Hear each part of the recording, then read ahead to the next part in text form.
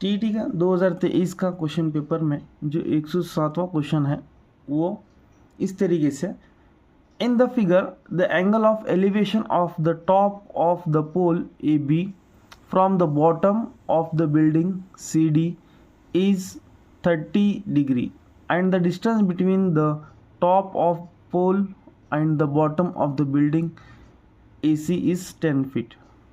If the height of the building is 10 feet more than the height of the pole, the distance between the top of the building and the bottom of the pole BD is. Urdu में सवाल कुछ इस तरीके से है, शक्ल में इमारत CD की कदम से सुतून AB का ज़ाविया इर्तिफा 30 दर्जे है, जबकि सुतून की चोटी से इमारत की कदम का दरमियानी फासला 10 सेंटीमीटर AC 10 फीट है। अगर इमारत की बुलंदी सुतून की बुलंदी से 10 फीट ज़्यादा हो तो इमारत की चोटी और सुतून की कदम का दरमियानी फासला BD होगा। जी, ये सवाल का एक्सप्लेनेशन कुछ इस तरीके से है। यहाँ पे बहुत सारे वैल्यूज़ छुपा के रखा है क्वेश्चन में, तो हम क्वेश्चन को अच्छी तरीके से पढ़ेंगे तो आपको वैल्यूज़ ये 1 बाय 1 आपको मिलती जाएगी, 1 बाय 1 आपको मिलती जाएगी। तो देखिए यहाँ पे क्या दिया है, ए और सी की जो हाइट है वो दिया है AC की जो हाइट वहाँ पे दिया है, कितनी दिया है, AC की हाइट यहाँ पे 10 फीट दिया है, 10 फीट, ये 10 दिया है, ठीक है। और फिर बाद में यहाँ पे दूसरा हाइट दिया है, लेकिन यहाँ पे उसमें थोड़ा राज रखे छुपा कर दिया है। कैसा दिया, देखिए ये जो पोल है, पोल और ये जो बिल्डिंग है, यानी ये सुतून और इमारत की दोनों के बीच में एक ताल्लुक दिया है। यहाँ पे ये बोल रहा है जो बिल्डिंग की जो हाइट है, बिल्डिंग की जो हाइट है वो इस पोल से, इस सुतून से 10 ज़्यादा है बोल रहा है, 10 मोर बोल रहा है, 10 मोर बोल रहा है। अब मान लीजिए अगर यहाँ पे 10 होता है तो ये कितना होता है, 20 होता है, ये 30 होता है तो ये कितना होता है, 40 होता है, ये 50 होता है तो ये 60 होता है, ये 100 होता है तो ये 110 होता है, मतलब 10 ज़्यादा है उससे बस। अगर वैसे उसी तरीके से अगर x होता है तो यहाँ पे x जमा 10 हो जाता है, x प्लस 10 हो जाता है, तो बात क्लियर हो गई। तो सबसे पहले हमें क्या करना है, एक एक छोटे छोटे ट्रायंगल्स को लेना है, ऐसे ट्रायंगल्स को लेना है जिसमें मुझे पूरी वैल्यूज़, मतलब एक कम से कम एक वैल्यूज़ यहाँ पे मिलते हैं। तो यहाँ पे छोटा ट्रायंगल आप देख रहे हैं, उसमें से एक वैल्यूज़ आपको ज़रूर मिलेंगे। तो यहाँ पे ड्रॉ करता हूँ, देखिए यहाँ पे ये छोटा ट्रायंगल है ABC, AC की जो वैल्यू है वहाँ पे दिया गया, और हम इसे AB जो सुतून है, जो पोल है, उसे हम x बोल के मान लिए हैं। तो यहाँ पे आपको क्या करना है, AB की वैल्यू भी निकालना है और BC की वैल्यू भी निकालना है, और साथ साथ में एंगल ऑफ एलिवेशंस यानी इर्तिफा वहाँ पे 30 डिग्री दिया गया है, 30 डिग्री ज़ाविया इर्तिफा यहाँ पे 30 डिग्री दिया गया है। तो आप सबसे पहला x की वैल्यू निकालेंगे। अगर x की वैल्यू मिल जाती है तो ऑटोमेटिक यहाँ पे CD यानी बिल्डिंग यानी इमारत की हाइट आपको आ जाती है। तो x की वैल्यू निकालने की कोशिश करेंगे तो ये हमारा क्या होता है, यहाँ पे अपोजिट साइड होता है, अपोजिट साइड। फिर यहाँ पे ये क्या होता है, वीतर हो जाता है, वीतर।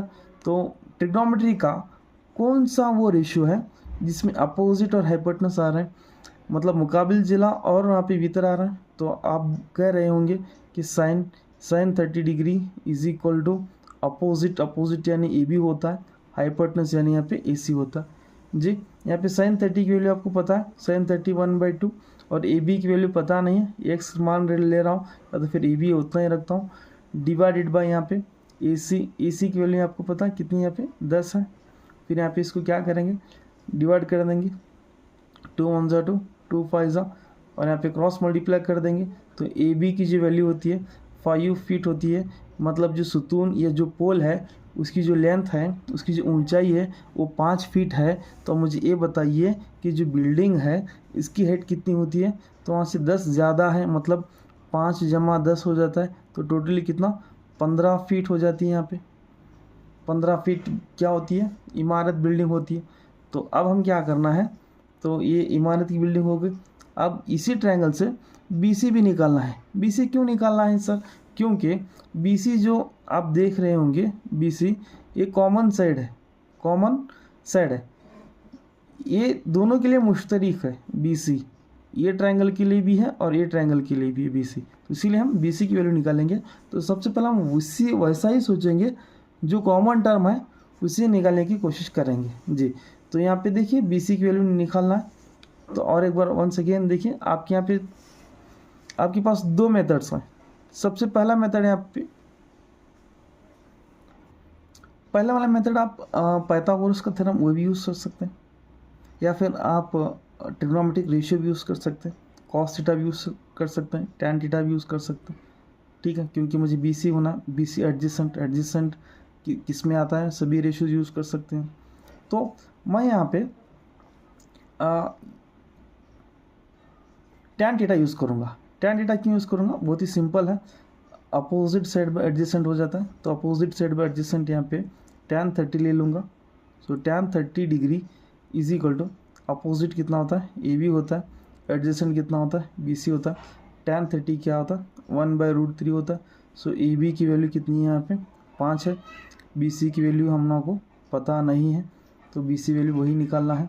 तो एडजेसेंट यहाँ पे BC होता है, तो यहाँ पे क्रॉस मल्टीप्लाई कीजिए, BC 1 जा BC, BC एक BC होता है, फिर यहाँ पे 5 × √3, 5√3 ये फीट हो जाती है। ठीक है, ये होगा। फिर यहाँ पे आपको BC की वैल्यू पता चल गई। तो आपको क्या पूछ रहा है एक सवाल में, BD की वैल्यू पूछ रहा है, वहाँ पे BD की वैल्यू पूछ रहा है। तो उसके लिए मैं यहाँ पे क्या करूँगा, एक डायग्राम यहाँ पे डालूंगा, जो बड़ा वाला ट्रायंगल है, जो इमारत वाला ट्रायंगल है, उसको यहाँ पे मैं ड्रॉ करूँगा DCB। और यहाँ पे BC की वैल्यू अभी हमारे पास निकल कर आई है, तो 5√3। और यहाँ पे CD की जो वैल्यू अभी हमने निकाला है, CD की वैल्यू कैसा थी, वो X की मतलब इस सुतून कितना होता है उससे 10 ज़्यादा था। सुतून की वैल्यू 5 निकली, 5 फीट निकली। तो यहाँ पे ये कितना होता है, 15 फीट हो जाता है जी, ये 15 फीट होता है। तो अब यहाँ पे आपके यहाँ पे 2-3 तरीके हैं सॉल्व करने के लिए। यहाँ पे एंगल नहीं दिया है, अगर एंगल देता या तो एंगल मालूम होता तो हम क्या करते थे, बाय यूजिंग ट्रिग्नोमेट्रिक रेशियोज आराम से मालूम कर सकते थे। यहाँ पे एंगल ही नहीं दिया है, तो हम क्या करना है, तो उस वक्त हम क्या करेंगे, पाइथागोरस थ्योरम यूज़ करेंगे। पाइथागोरस थ्योरम यहाँ पे यूज़ करेंगे जी। तो पाइथागोरस थ्योरम क्या कहता है, BD square is equal to BC square plus CD square. वितर का स्क्वायर मसावी है दोनों ज़िलों का मुरब्बों का मजमुआ कितना होता है, वो वितर के मुरब्बे का स्क्वायर उतना इक्वल हो जाता है बोल के पाइथागोरस बोलता है। The square of the hypotenuse is equal to square sum of the squares of the other two sides. English में इस तरीके से हो जाता है। तो BD की वैल्यू आपको निकालना है, तो BD इज इक्वल टू रखेंगे, फिर यहाँ पे स्क्वायर डालेंगे, तो BC square plus CD square इस तरीके से रखेंगे। तो BD की वैल्यू आपको निकालना है। तो यहाँ पे देखिए BC यहाँ पे कितना है, 5√3 की स्क्वायर प्लस CD 15 इसका स्क्वायर यहाँ पे रखना है। अब इसको हम सिंप्लीफाई करते बैठना नहीं है, आपको पहला ये देखना है कि A और ये दोनों कौन से टेबल में आते हैं, वो टेबल को लेना है। ठीक है, तो वो 5 का टेबल आता है, तो हम क्या करेंगे, 5 का स्क्वायर ले लेंगे। फिर बाद में यहाँ पे क्या रखेंगे, √3 स्क्वायर होता है, यहाँ पे स्क्वायर 5 स्क्वायर बाहर आ गया, प्लस 5 के टेबल में 15 कब आता है, 5 × 3 15 आता है। ठीक है, इस तरीके से रख देंगे इस तरीके से रख देंगे। यहाँ पे अगर सिंप्लीफाई करेंगे तो बहुत लंबी वैल्यू आ जाती है, तो इसीलिए हम ऐसा सोचेंगे ये दोनों कौन से टेबल में आता है, कौन सी पहाड़ी में आता है, तो उस पहाड़ी को बाहर लेंगे। फिर यहाँ पे ये 5 स्क्वायर इसके बाहर आ जाता है, तो कितना बचता है, सिर्फ 5 बचता है, 5 बचता है। फिर यहाँ पे क्या करना है, आपको स्क्वायर रूट रखना है। तो अब इसको सिंप्लीफाई करेंगे, देखिए अंदर क्या बचा है, स्क्वायर रूट का स्क्वायर प्लस 3 का स्क्वायर बचा। फिर यहाँ पे 5, फिर इसका सिंप्लीफाई करेंगे, 2 रूट कैंसिल होता है, 3 बचता है। फिर यहाँ पे देखिए कितना होता है, 3 का स्क्वायर यहाँ पे 9 हो जाता है।